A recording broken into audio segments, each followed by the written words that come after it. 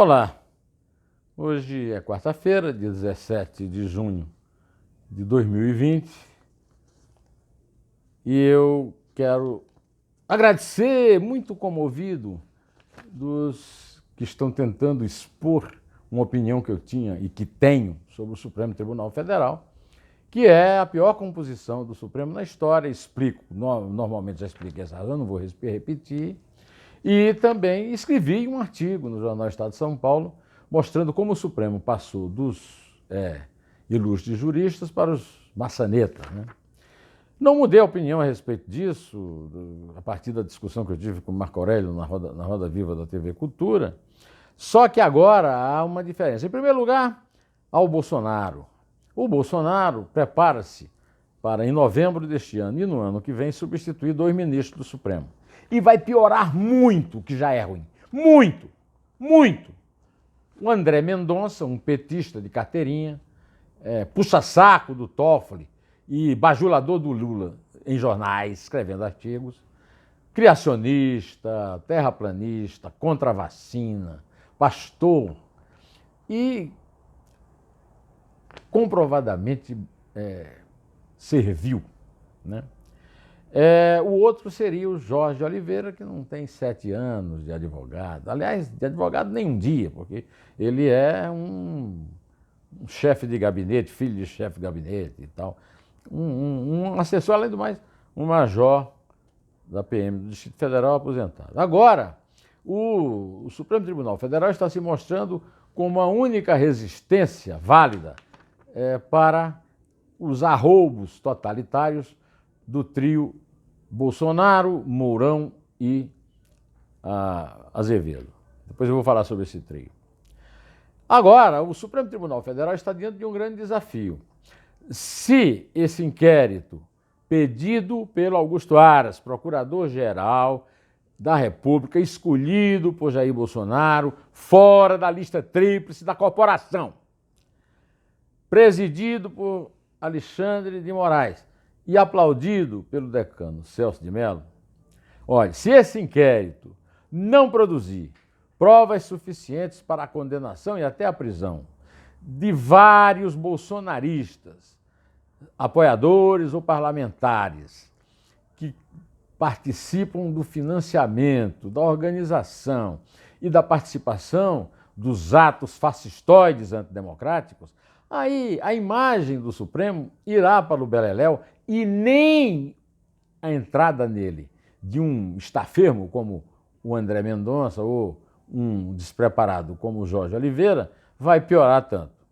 Agora, se provar, se houver uma prova, aí o Bolsonaro não tem mais defesa, porque o Bolsonaro resolveu defender de forma completamente entregue essas pessoas como sendo manifestantes da liberdade de expressão.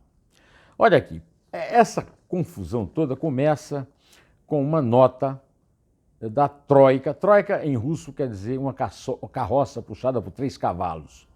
Bolsonaro, Mourão e Azevedo, que já denotava o espírito totalitário e egocêntrico de Jair Bolsonaro. Os 3 assinam a nota e o primeiro verbo do texto é usado na primeira pessoa do singular. Ou seja, nessa troika, um manda e os outros repetem. Um sola e os outros completam. Gabinete do ódio existe. Continua em ação. Eu sou vítima e sei. Ou seja, não baixaram a guarda e continuam atirando. Agora a vítima é Augusto Aras, que pediu buscas e apreensão e as quebras do sigilo. O meu amigo José de Souza, com quem eu conversei há pouco no telefone, me lembrou que o Gabinete do Ódio consegue mais inscritos para o Partido Comunista do Brasil do que Luiz Carlos Prestes em sua época. Como os bolsonaristas não têm uma memória, nem um espírito de cobrança, nem um conhecimento histórico tão grande, eu esclareço que nem o Stalin, no seu auge nos anos 30, conseguiu tantas inscrições no Partido Comunista da União Soviética do que o Gabinete do Ódio, os robôs e o gado que fazem parte dele. Essa decisão é capital, porque ela destrava inquéritos sobre distorção da eleição por poder econômico e pela indústria de mentiras disparadas pelo gabinete do ódio, que contaminam o noticiário político brasileiro com um crime abominável, o assassinato de reputações em nome de uma ideia unívoca e não da liberdade plural. Nos tweets em que o Bolsonaro tentou defender os alvos das buscas e apreensões, da quebra de sigilo, ele disse que abre todos os tweets dizendo: estou ao lado da Constituição. É talvez a única verdade dos tweets. Ele está ao lado da Constituição, só que ele esqueceu de abrir. Já que ele não faz nada, não trabalha, não governa, não comanda o país contra o vírus, por que é que ele não pega a Constituição e dá uma lidinha? Só para deixar de ficar falando besteira que ele ouve e que não sabe digerir direito, como essa de que o artigo 142 da Constituição autoriza intervenção armada para evitar a intervenção dos outros poderes no Executivo. Isso é uma tolice que ele repete sempre. Repete porque é analfabeto, porque se ele lesse o 142, ele saberia que não era bem isso. Pois bem, lá pelo meio ele disse que até agora, essa é uma outra confissão de que se ele é a favor da democracia até agora, é sinal de que ele está se preparando para abandonar. Então eu quero dizer para ele o seguinte: se a sua jura de amor fosse verdadeira, ele não teria usado até agora, teria usado sempre.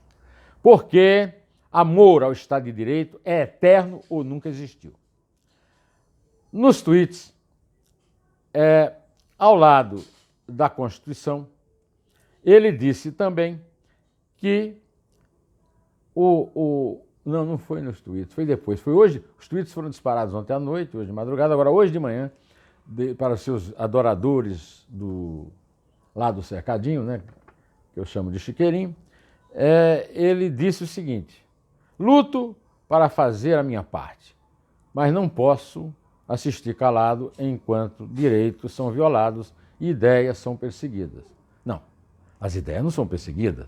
As ideias de Sara Giromino perseguem, tá certo? Por isso que ela está presa pela sua Polícia Federal, que é comandada por um cara que você botou lá, indicado pelo André Ramagem. Bom, fazer a parte dele não significa comandar o país durante a mais violenta crise sanitária da história, se preparando para a maior depressão econômica de todos os tempos, hein? Não seria o caso de pacificar o Brasil?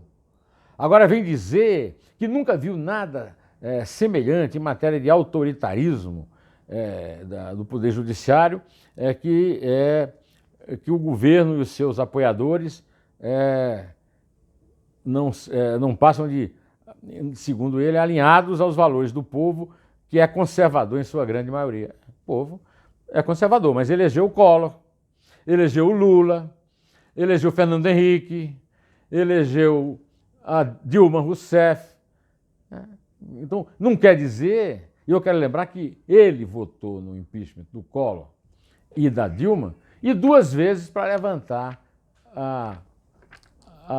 para contrariar, para dar autorização, não dar autorização para o Temer ser processado. E o Temer foi preso 2 vezes, depois que saiu da presidência. O Eduardo Cunha foi o mais poderoso do Brasil, era o presidente da Câmara, e ele seguiu o Eduardo Cunha, votando pelo impeachment da Dilma, e está preso, está condenado. Ele nunca ouviu falar na Lava Jato? A Lava Jato, há 6 anos ele nunca ouviu falar das quebras de sigilo da Lava Jato, né? Das ordens de prisão, né? Das quebras de sigilo e das buscas e apreensões. Agora fica falando, né, em abusos que nunca aconteceram antes, citando aquela frase do seu herói hoje, que é o Lula. O Lula não dizia nunca antes na história desse país? Não, nunca houve antes. É a mesma coisa, tá? É o mesmo significado. Bom, mas vamos mudar um pouco do assunto, voltar um pouco para a questão da pandemia, que é o mais importante do Brasil hoje, que hoje eu acompanhei, como sempre, a entrevista coletiva da direção técnica da Organização Mundial da Saúde, que disse que a situação do Brasil é muito grave. E nesta hora de situação grave, os senhores governadores resolveram fazer a flexibilização. Nós nunca tivemos isolamento social para valer. Agora tem a flexibilização. Aí o Dória usa a desculpa, né, orientação médica. Que orientação médica? Para que aquele monte de médico que não sabe que daqui a 14 dias nós vamos ter um número violento? Aliás, ontem, São Paulo quebrou o recorde de mortes. Acorda, Dória, acorda também para a polícia. Eu avisei ontem que as polícias militares são um objetivo bolsonarista para um golpe policial militar, não é um golpe militar. Muito embora que o meu amigo, o jurista Modesto Carvalhosa, me alertou para eu lembrar sempre que os generais e os coronéis da ativa não são entusiasmados pelo golpe. Mas a baixa oficialidade do Exército é muito bolsonarista, como a baixa oficialidade das PMs. E aqui em São Paulo, isso está se refletindo em violência policial. Durante a pandemia, os índices de violência caíram, mas a violência da polícia aumentou.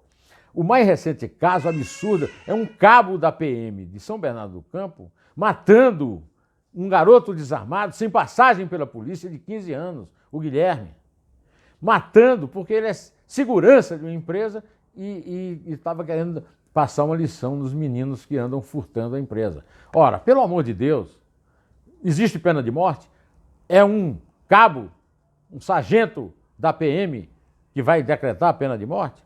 Bom, ainda em relação a esse caso, eu quero ler aqui um WhatsApp que eu recebi do meu amigo Coronel Américo, da Polícia Militar da Paraíba. O Coronel Américo disse que aplaudiu o comentário que eu fiz ontem sobre o bolsonarismo das PMs e disse que a culpa disso é que os governadores abandonaram as PMs com baixos salários, falta de investimento em aperfeiçoamento, infraestrutura e equipamentos, desde o fim do regime militar.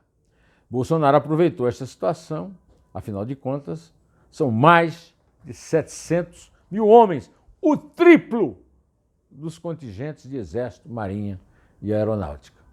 Minha boca está seca de novo, mas eu vou tomar água agora, depois que eu me despedir de você, direto ao assunto. Inter e só a verdade nos salvará.